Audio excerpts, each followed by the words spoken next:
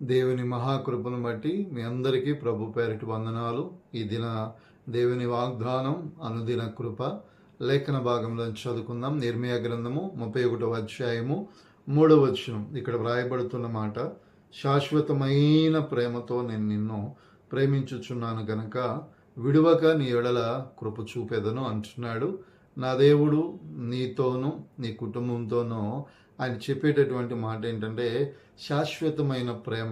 ఎందుకంటే ఈరోజు లోకంలో ఉన్నటువంటి ప్రేమ ఎలాంటిదంటే సమయాన్ని బట్టి, సందర్భాన్ని బట్టి, అవసరాన్ని బట్టి, పరిస్థితులను బట్టి ఆ ప్రేమలో మార్పులు కనబడతాయి. అవసరం ఉన్నప్పుడు మనతో చాలా చక్కగా అయ్యో కన్ఫిడెంట్గా ఉంటారు. ఎప్పుడైతే మన అవసరం తీరిపోయి వారికి ఎవరైనా మంచోళ్ళు దొరికితే మనల్ని విడిచిపెట్టేసి వంకర తింకర మాటలు మాట్లాడేవారు ఉంటారు. కానీ నా యేసుక్రీస్తు ప్రభులు వారు నిన్ను ప్రేమించే ప్రేమ ఈ లోక ప్రేమ, నటన, స్వార్థపూరితమైన ప్రేమ కాదు.